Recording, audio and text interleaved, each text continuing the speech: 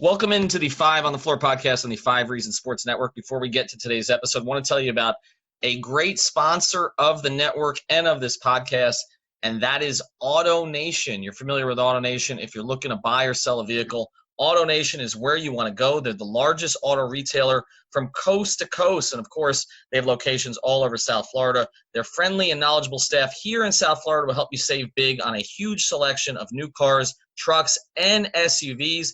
Toyota, Honda, Chevrolet, Mercedes-Benz, and much, much more. And if you're looking to buy pre-owned, shop AutoNation's huge selection of one-price pre-owned vehicles. They're all clearly marked with one price, their lowest price guaranteed. Or if you want to get rid of that old car, turn it into cash today, get a top dollar offer, and a check the very same day. They'll buy your car with no purchase necessary. Is your check engine light on? Right now, get the services you need at low AutoNation prices, oil changes, tires, batteries, and more. All for less. Call or visit AutoNation.com to schedule your appointment today. And one more thing, if you're in the market for a new car, DM me at 5 Reasons Sports on Twitter. That's at the number 5 Reasons Sports on Twitter.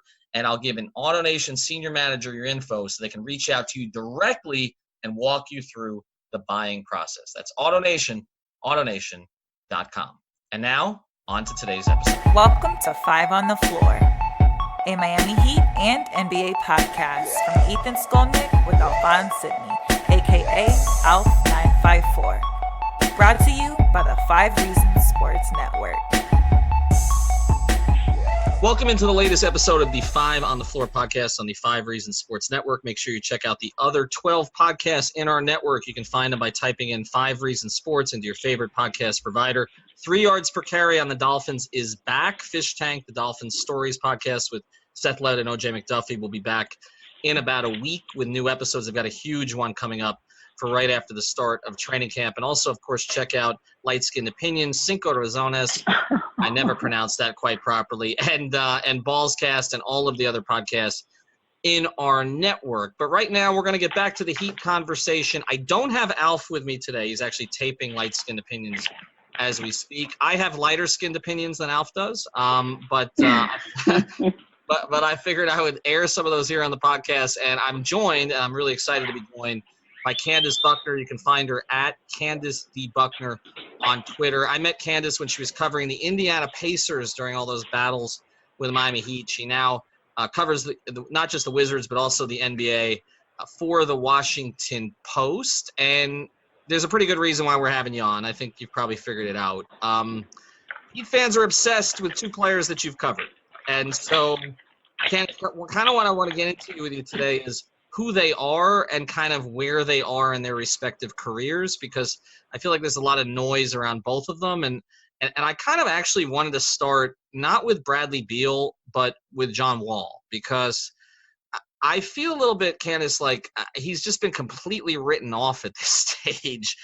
And, you know, everybody hates the contract. Nobody knows exactly when he's going to play again. I'll just put it to you this way. Does John Wall still care about being a great basketball player? Do you think it still matters to him? I absolutely do. I think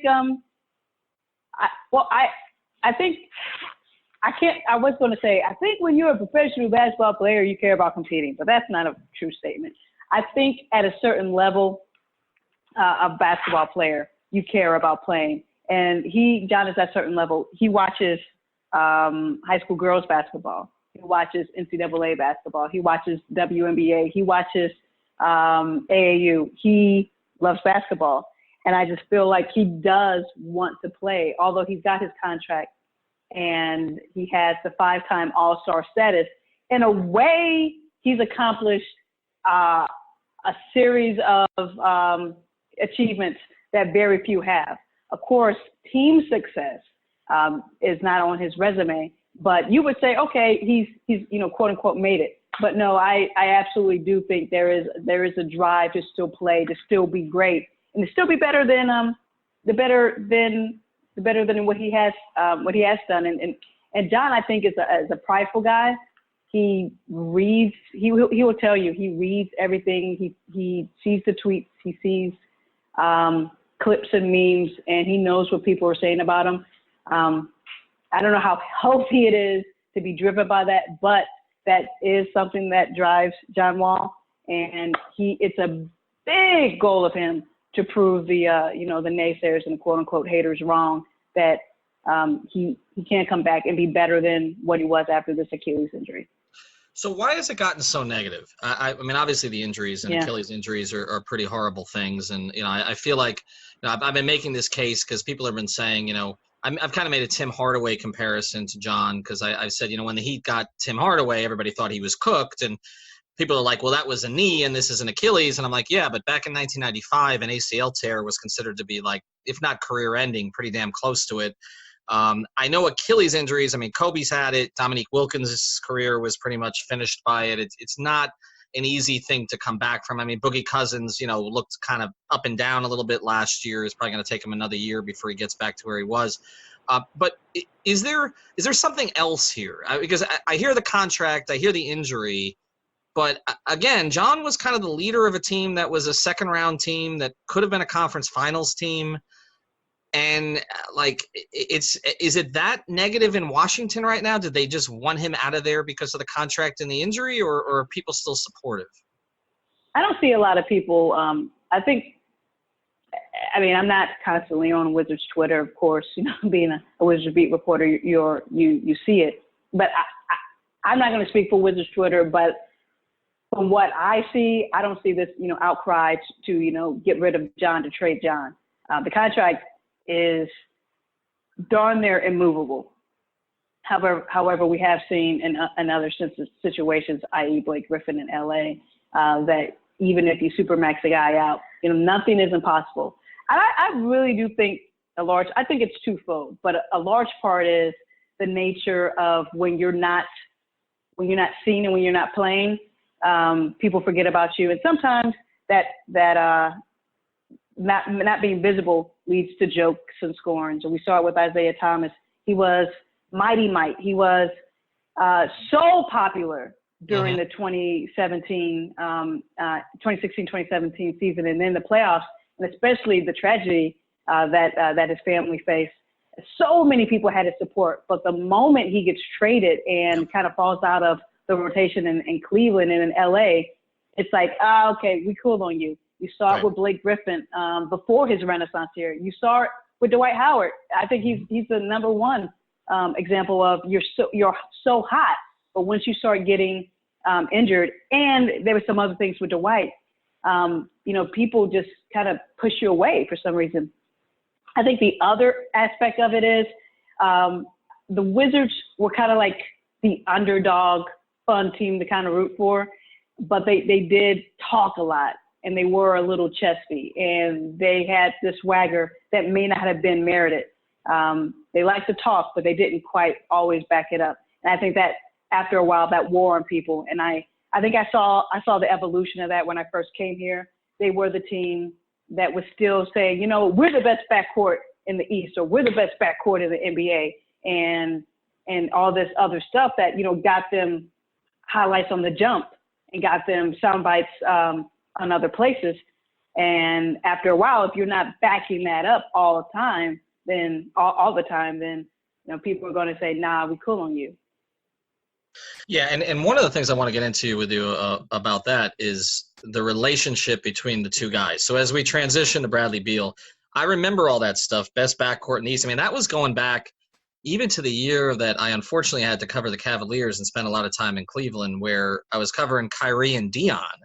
And that was the thing. I know, right? I know that's before you got to DC. You were still covering the Pacers, I think, at the time. But that was this competition between Kyrie and Dion, who didn't like each other, and Wall and Beal, who everybody said didn't like each other, as to who was the best backcourt in the East. It was this very weird thing where, of course, the best backcourt in the league was actually in Colt State. But this was kind of what was getting pushed out there. Because this has been brought up to me by a few people on Heat Twitter. You mentioned Wizards Twitter. It's funny we talk about it that way, but it is what it is. But people on Heat Twitter who've reached out to me and been like, okay, we're all talking about taking John Wall's contract if we're going to get Bradley Beal, but there's been all this talk all these years that they don't even want to play together. How legitimate is that? Do they not like each other, or is that media fiction? I think it's an old narrative, and I think when something just is said a lot of times, and it becomes just the truth of the matter. But the fact is, ever since I was there, so the big story coming in my first year was Bradley Beal got his max deal, and they both were featured in this TV special, and in separate interviews, they both said something along the lines of, John said something who is super honest, and maybe sometimes to a fault, that sometimes we don't like each other on the court. And Brad, alluded to there being friction because they're two alpha males and they're two young guys trying to, make their name in the league.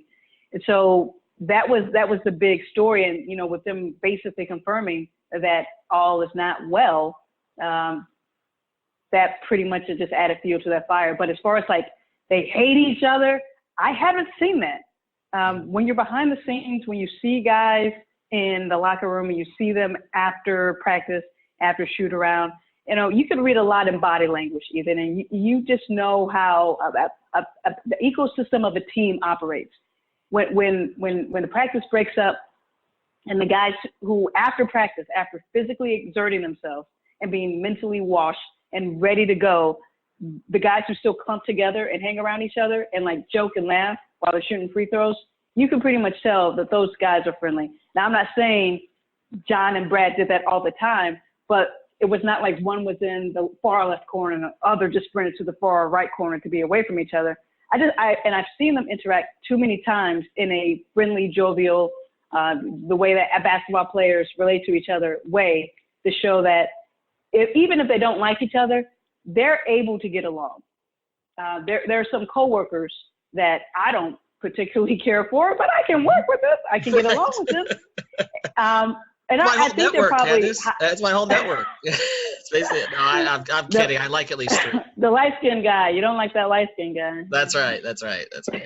But no, I just feel like they're friendly. There's not a very active hate. Like, I need to get away from this guy, or this guy needs to get traded coming out of them. I don't see that. Call me naive, but I have not picked that up in the time that I've been there. Yeah, and I think this gets overstated in a lot of ways. I mean, there are a lot of guys. I mean, this came up with Draymond and Durant last year. I've covered a lot of Heat teams. I mean, Mashburn and Hardaway didn't like each other. A lot of the time they played together. Those guys competed together. They were totally different personalities. Tim Hardaway was totally alpha. Mash kind of wanted to run Subways. I mean, and buy KFC. Like, he was not, and they just didn't click. Like, and I just think we make so much of that soap opera sometimes. Like, a lot of great teams, players don't like each other that much. I mean, the 06 Heat team was a collection of misfits that won a championship because Dwayne went scorched earth for basically 6 weeks. So I think it's overstated. I think Candace, it gets made more of with backcourts, right? Because those guys are kind of associated together. Like, you can look at one of the great backcourts of all time, like Isaiah Thomas and Joe Dumars have nothing in common at all, right? Like, it was Joe Cool and it was Isaiah who was like the front man for the Bad Boys, and they were arguably the best backcourt of their era. So I just think I think we make too much of it, but it does come up because obviously the reason I'm having you on this pod is not because the Heat are trying to get John Wall, although that may come with the territory, but it's because the Heat are trying to get Bradley Beal. So I posed this question on a recent podcast with Al. In your view, he went 25-5-5 last year with pretty decent efficiency, played 82 games, led the league in minutes. Is Bradley Beal a superstar? No, I think that word is tossed around too much. And truly, no shade of disrespect to Bradley Beal, but I believe in the NBA there should be 5 to 6 superstars. There's guys that you can build a franchise around and win. You can build your franchise in the image of this one guy. Other guys will come to play with this one guy, and you can win with this one guy. Steph Curry is a superstar. LeBron James is a superstar. Bradley Beal is a very good player. But, superstar, I hate overstating the word genius, and I hate overstating the word superstar. So he's in that second class, and I do believe next year, he could definitely be all NBA, make one of those teams. And it looks like, judging by the count of this year, he barely missed out. And I think he should have been third team. I agree. But unfortunately, he played for a team that only won 32 teams. 32 wins. But as far as superstar, I would imagine, like, if paired with Jimmy Butler, I'm just because of personalities, I would put Jimmy as, if this happens, I will put Jimmy as the alpha just because of personality.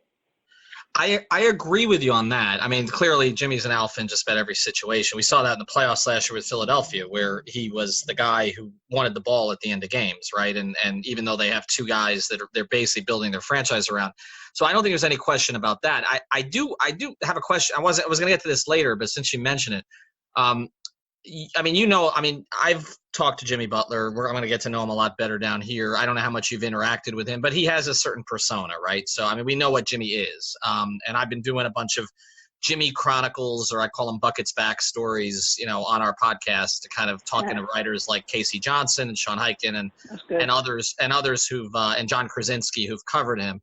But I guess the question is, knowing Beal's personality and knowing that, like you said, he's not as much of an alpha as Butler, but he was enough of an alpha to clash at times with Wall.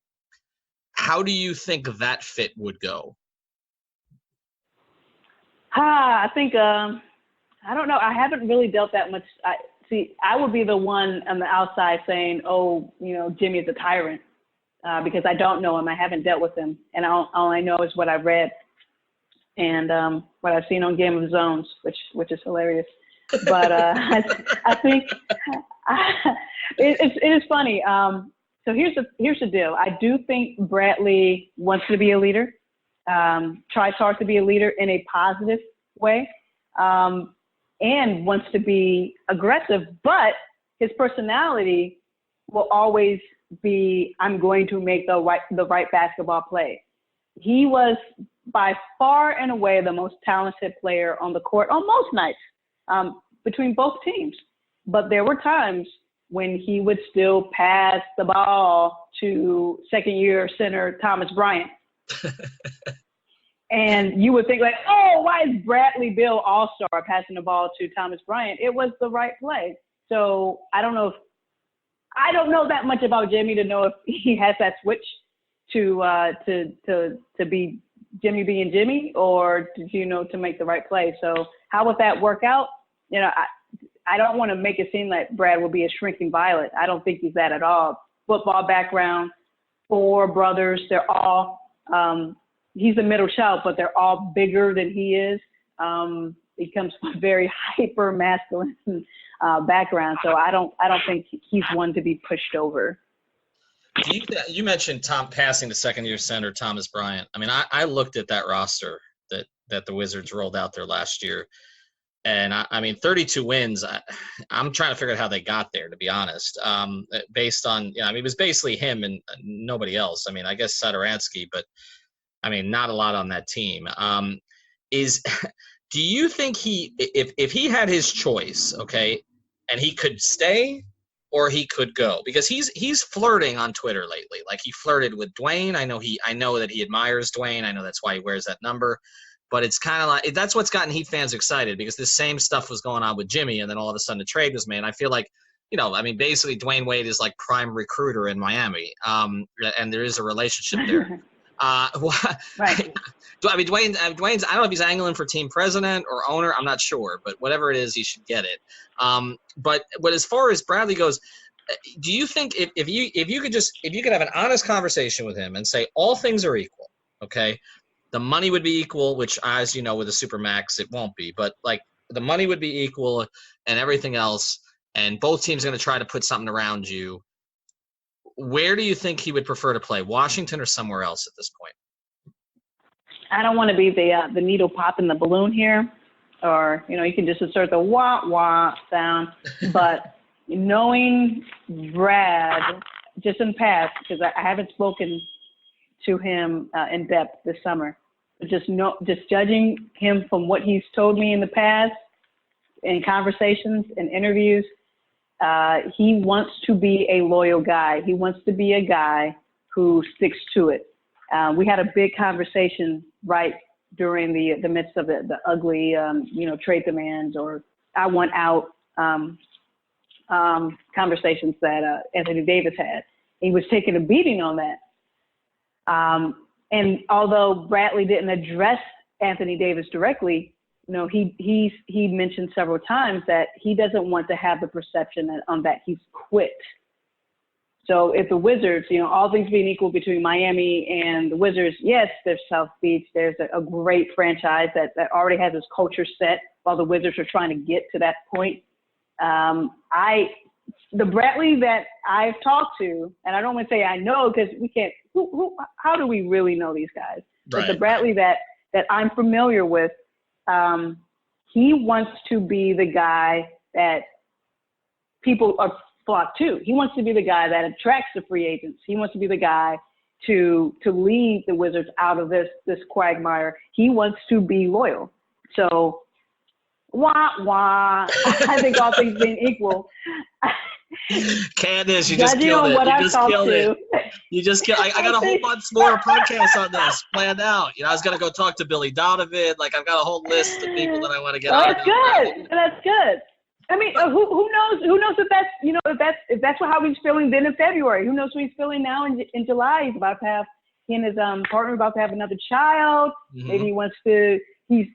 Maybe he's seeing like the end of the tunnel in his life. He's just like a crisis. Like, oh my gosh, I'm 26, the father of 2, and I'm about to enter my 8th year. I gotta win something. Who knows? Something may. I don't know. Who knows the hearts and minds of these guys? But that's the thing about him, and this was put on Twitter the other day, and it's just remarkable to me. I mean, you mentioned he's in 8th season, he's 26. I mean, he's younger than Buddy Hield. It's amazing. That's nuts. And so there's still growth to his game, and I'm not going to stand for the Heat organization here because trust me, as I hear from them all the time, I've killed them enough over the past couple of years for some of the decisions they've made. Okay, but. I mean, if you're a 26-year-old who's become an all-star, who's on the verge of being an all-NBA player consistently, and your choice, okay, and I like D.C., so I don't have anything against D.C., so let's not even make it about Miami and D.C. and the no state tax and not having to be near the White House and all that good stuff, Candace. So let's not even make it – let's not make it about any of that, okay? Let's just make it about what you said, the basketball culture, okay? And you've got a situation in D.C., which I know you're familiar with. I know that the new guy there is trying to clean things out and start over and start fresh, and I think he's done a good job so far. But you're comparing that and that basketball culture, what it's been for the past however long, right? I mean, John Wall broke in. I say this all the time. Like, he didn't have a chance. He broke in with, like, Nick Young, Jordan Crawford, Andre Blatch, and JaVale McGee. Like, this is right. This is Wizards basketball. Like, this is Wizards basketball is the Heat show up and 3/4 of the people there are rooting for the Heat. Okay, even when LeBron's not there. So I guess I'm comparing that to coming down here with Pat Riley, Eric Spoelstra, okay, Andy Ellisberg pulling the strings from a financial perspective and playing with Jimmy Butler. I don't know. I mean, how far does loyalty go? I guess that would be I could be talked into it. Let's just put it that way. Like it seems, and being the heir apparent to, the third best shooting guard in history whose number I wear, seems pretty good to me. Yeah. Going on there and wear, I guess, some iteration of 30, 13, 23, 33, I don't know. He can't wear 33. He can't wear 33. Yeah. Okay. He can't wear 1/3. No, I don't know. I hear what you're saying, Ethan, and obviously we found out always after the fact that these guys are always recruiting each other, and I would imagine that Brad is probably the prime target for a lot of these players that come play with us, because he would be a great addition to a team that's right on the cusp. But as you said, and after my wah, I mean, things can change for sure. Mm-hmm. Loyalty. Although it may gnaw at him, he has to think selfishly. He has to think about legacy, and he has to think about what gives him the best chance to win now. Mm-hmm. And to be honest, I mean, I don't even have to say that word to be honest. Just look at the Wizards; they are rebuilding. Right. No matter what term they try to use to rephrase it, they are in rebuilding mode, especially with John Wall, who has the potential to miss all of next season in rehabilitation. So you look at that one more year with the team, and who knows what's going to happen? Who knows what's going to happen? So, very long answer to say, I could see your point. For sure, I could see your point. All right, we'll take back the wah-wah then. All right, last one here for Candace Buckner. You can follow her at Candace D. Buckner. You know what? Here's what we're going to do, Candace. When Beal's traded here, whatever it is, or signs here as a free agent, I'm just going to have all of Heat Twitter, because they do this thing called They Can Be You, which is like this. I don't know if you've seen it on Twitter, but it's basically like Marcus Camby giving the thumb, like, get out of here. And like that's become, I don't know why that's become a Heat Twitter thing, because I Camby played against the Heat in those playoff series, but that's become a Heat Twitter thing. And so when this happens, we're not going to do that. We're just going to give you a big wah-wah, okay, if he ends up down here. But you say one, when. You're very, you should be interviewing yourself, at Ethan, because apparently you have insight. Well, you are saying when it happens. You know what it is? Well, the Jimmy thing I knew was when. Okay, I'm overstating it to say this is a win. I've known the Jimmy thing was a win since the very beginning. It was like a matter of time, basically, when that was going to happen. Because he wanted to be here. He made it clear. He made it clear to Dwayne. The Heat knew it.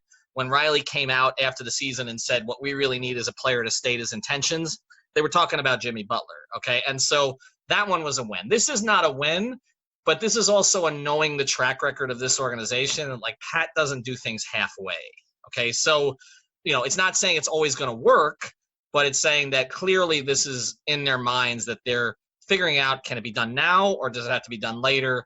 But eventually, I think there's a belief that they may be able to get something done. So I am overstating the win. I'm catering to my audience, Candace. It's what we do when we're trying to sell a podcast. But it's I think there's a possibility of it. But I want to look at it from the Wizards' perspective to close here because, like you said, they're rebuilding. It's never been a place that's attracted a lot of free agents, which I've always found a little odd, actually, because I do think D.C. is a great area. Whether it's in the city or outside in Arlington and et cetera. But do you think that are they viewing Bradley Beal as their number one piece going forward? Like if they could unload John and it cost them Beal to do it and just clear the decks completely, get a bunch of first-round picks, get some expiring contracts, be horrible for a year or two, and just start over. Do you think they would want to do that? Or are they saying, okay, we have one piece who's 26 years old, and let's build around that, and we'll just ride out the Wall contract? While my definition for superstar is rigid and set, like there can only be a handful. In Washington, Bradley Beal is the Wizards' superstar. So I do believe they want to build around him. And even I'm going to the quote, so I'll paraphrase when Tommy Shepard was on Adrian Wojnarowski's podcast. He whether it was a podcast or an interview, but he said, the first moment we have a chance to give him the max, we're going to give him that. They cultivated, they drafted, cultivated, and allowed him, the space and opportunity to be who he has become, Bradley Beal, and they want to keep Bradley Beal. They love Bradley Beal. So he is the guy that they would want to build around, I believe. But also they're pumping a lot of resources into the health and wellness of John Wall. So as the conversation always shifts towards Brad, in the background there is that big elephant, and when he does come back, they're going to have to deal with a rehabilitated John Wall and integrating him back. But as of right now, we're talking about this time and space. Yes, he is the one they want to build around. So Isaiah, their starting point guard this year? Is that the plan? I believe so. Okay. I think there's going to be some load management happening there. But I do believe that he's a starter. Okay. Motivated guy. But he definitely will probably be on a minutes restriction or just a load management situation. Okay, that makes sense. And the final thing, I guess, final thing after the final thing, but you struck me when you said that Bradley Beal is their superstar. I mean, I'm just thinking about the Washington market right now with Bryce Harper gone, and with the Redskins kind of rudderless right now, and they don't have their quarterback. and may We never. got Alex Ovechkin. That's right, the face of it's Washington Ovechkin and sports. Beal, right? That's it, right? A Russian. That's the face of Washington. Well, we have one in the White House, Candace, so it's okay. It's fine. But boom, I set you up perfectly. We can have one. Sorry, I just alienated. No, you know what? It's Heat fans. If it's Dolphin fans, I just alienated most of my audience. Oh, that's funny. Heat fans agree with me. You can follow her at Candice D. Buckner. Get your Wawas ready. Get your ready. We're gonna check back in with you around the trade deadline when the Heat unload Dragic and James Johnson to give some expirings to get this thing done. But no, I'm not quite that confident.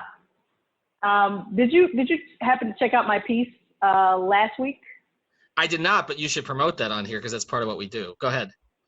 All right, so totally oat news, but I obviously when you go to Summer League in Las Vegas, everybody's there, the whole league is there, and so I wanted to write a story on what smart people in the league, executives, people who do this stuff for a living, who know the scuttlebutt, who are interested, who could be potentially interested in landing a two-time All-Star from Washington. I talked to a lot of those people, and the consensus was, obviously it's a little bit old, but the consensus was they weren't sold on Bradley Beal signing this extension that's coming up Friday. Mm-hmm. And although you could say, well, he could still hold out for a supermax if he makes All NBA. Yes, right. A lot can happen within those 82 games, and he can make it or he may not. But right. The consensus was from them that they really don't see Brad taking that extension, and it was a sign to them that he just wants to not be locked in.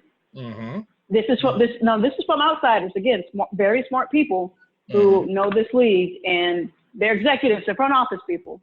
So their consensus was he needs to see the direction of the Wizards, and at that time they had not named Tommy Shepard GM, and he needs to see how the roster is going to be shaped up. But those people were not expecting Bradley Beal to lock himself into an extension with the Wizards. Now he does have a contract extension coming up on this Friday, and he can say yay or nay. And again, the defense of that is, well, of course he's not going to say yes to a 3-year extension when he can get the supermax at the end of the year. But I just think there is something to this decision. If I know we're not going to be privy to all the private discussions, but if he doesn't even want to entertain it, that's, to me, that is interesting and something to look out for. And to all the people who may mock me, I don't have a horse in this race. I know. I just cover the team. But I will tell you, Candace, since 3 is not available and 33 is not available, the Heat can pull down that stupid Jordan jersey that they have up in the rafters. Riley was struggling for relevance that one year. Well, who's 13? 13's Mike Miller. He made a shot with one shoe. You can't. You can't. All right, 43. No, you can't. Mike is forever down here. You can't do that. 23 will work. Just pull Jordan's jersey down from there. That's all you have to do. It's funny. He wore 23 in high school, so there you go. There you go. It's done. Candace Buckner on my podcast has come around. You went from what to Friday's going to be really interesting to he wore 23 in high school. Thank you for joining me, Candace. Appreciate it. Hopefully we'll do this after the trade, okay? All right.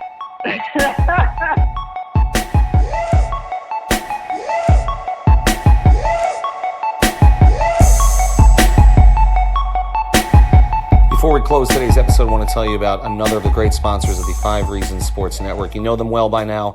It's the law office of Seltzer Mayberg. You can find them at onecalllegal.com. That's onecalllegal.com, or call 1-855-5000-LAW. They handle cases including, but not limited to, car accidents, slip and falls, and traffic tickets with a new 15,000 square foot office opening on I-95 in North Miami. They handle cases from all over the state. Call now with 24/7 service for a free consultation. That's onecalllegal.com, 1-855-5000-LAW.